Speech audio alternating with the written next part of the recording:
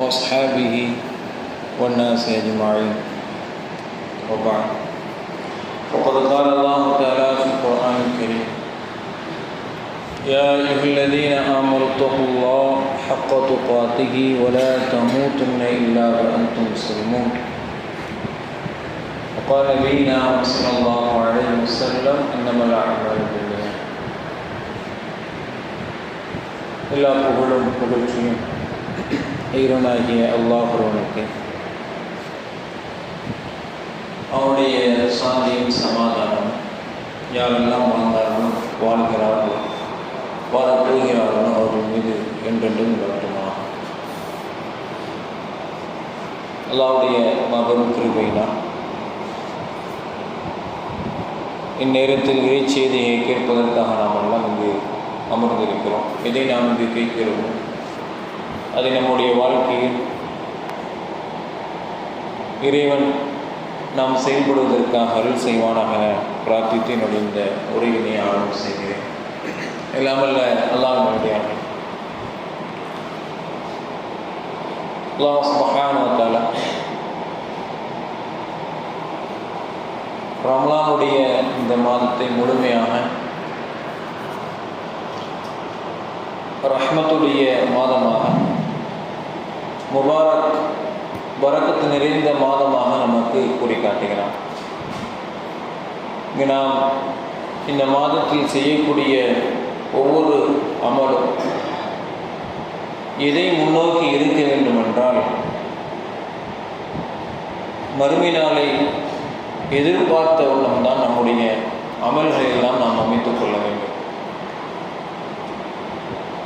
எந்த ஒரு அமலையும் இந்த மாதத்தில் நாம் குறிப்பிட்டு செய்வோம். எல்லா நாட்களிலும் நம்முடைய நோக்கம் மறுமை நாள் தான். இந்த மாதம் நம்முடைய வாழ்க்கையில் மறுமையை அதிகமாக நினைவுபடுத்தக்கூடியதாக இருக்க வேண்டும். ஒரு தடவை அபூபக்கர் ரலியல்லாஹு ஒரு பயணத்தில் போகிறாங்க, உம்ராக்காக போகிறாங்க. மதீனாவிலிருந்து மக்காவிற்கு உம்ராக்காக போகிறாங்க. அந்த நிலையில் அந்த கூட்டத்தில் ஒரு பெண்மணி இருக்கிறாங்க. அந்த பெண்மணி என்ன ஒரு முயற்சி செய்திருக்கிறாங்கன்னா, உம்ராவை நான் யாரிடமும் பேசாமல் நான் உம்ரா செய்ய வேண்டும் என்கின்ற முயற்சியை செய்திருக்கிறாங்க. யார்கிட்டையும் நான் பேச மாட்டேன், இந்த அடிப்படையில் தான் உம்ரா நான் செய்வேன் என்கின்ற ஒரு முயற்சியை அவங்க செஞ்சிருக்கிறாங்க.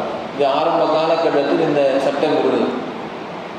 எப்படி ஜக்கரியா அலைஹிஸ்ஸலாம் அவர்கள், அதே போன்று சில நபிமார்களும் நமக்கு முன் சென்றவர்களும் இப்படி பேசாமல் இருந்திருக்கிறாங்க. இது ஆரம்பத்தின் சட்டம். இப்போ இந்த பெண்மணி இப்படி ஒரு நேர்ச்சி செய்த பிறகு இந்த செய்தி அபூபக்கரிகளோட வருகிறது. அபூபக்கர்கள் அந்த பெண்மணிட்ட போய், இந்த நீ செஞ்ச நேர்ச்சியை தவறான நேர்ச்சி, இப்படி செய்யக்கூடாது, நபி ஸல்லல்லாஹு அலைஹி வஸல்லம் நமக்கு வழிகாட்டல, உம்ரா செய்யும்போது நம்ம யார்கிட்டையும் பேசக்கூடாது அப்படிங்கிற நேர்ச்சியே தவறானது, அல்லாஹ்வுடைய தூதர் அதிகமாக பேசாமல் இருக்கிறாங்க, நீ அப்படி வேணா இருந்துக்க சொல்ல, இந்த நேர்ச்சியை தவறானது என்பதாக அந்த பெண்மணிடம் சொல்கிறாங்க.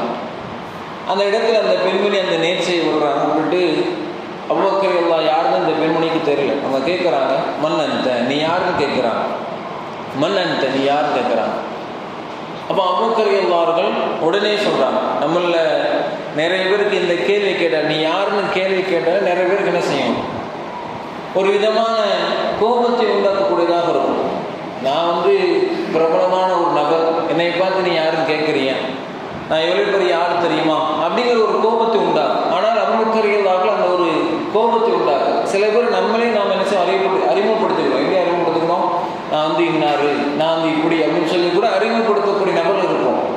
ஆனால் அபூபக்கர் ரலியல்லாஹு இந்த கேள்வி எந்த ஒரு கோபத்தையும் உண்டாக்கல. மன் அன்த அப்படி கேட்ட உடனே அபூபக்கர் ரலியல்லாஹு சொல்றாங்க, அன மினல் முஹாஜிரீன், நான் முஹாஜிர்களில் ஒருவராக இருக்கிறேன், முஹாஜிர்களில் ஒருவராக இருக்கிறேன். அப்பவும் அவங்க யாருன்னு சொல்லுவாங்க.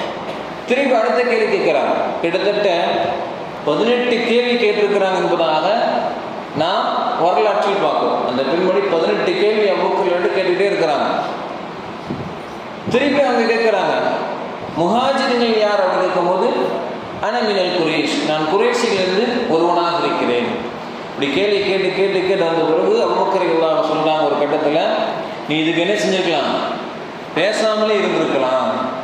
அந்த சாயிலா அந்தி சாயிலா அன்னைக்கு சாயிலா, அதிகமாக கேள்வி கேட்குறீங்க, நீ பேசாமலே இதுக்கு இருந்துடலாம்னு சொல்லி அபூபக்கர் ரலியல்லாஹு ஒரு கட்டத்தில் சொல்லிட்டாங்க. அப்போ இறுதியாக அவங்க பதில் சொல்றாங்க, நான் தான் அபூபக்கர், நான் தான் அபூபக்கர் சொல்றாங்க. இப்போ அந்த பெண்மணி உடனே அபூபக்கர் கேள்வி கேட்குறாங்க, எனக்கு ஏதாவது ஒரு உபதேசம் நீங்க செய்யுங்க, எனக்கு ஏதாவது ஒரு உபதேசம் செய்யுங்க. அபூபக்கர் சித்திக் ரலியல்லாஹு அவங்க செய்த உபதேசம் என்னன்னு சொன்னால், மறுமை நாளில் நீ மறக்காதே. உலக வாழ்க்கையை எதுக்காக நீ பயன்படுத்திக்கொள், மறுமை வாழ்க்கைக்காக நீ பயன்படுத்திக்கொள்.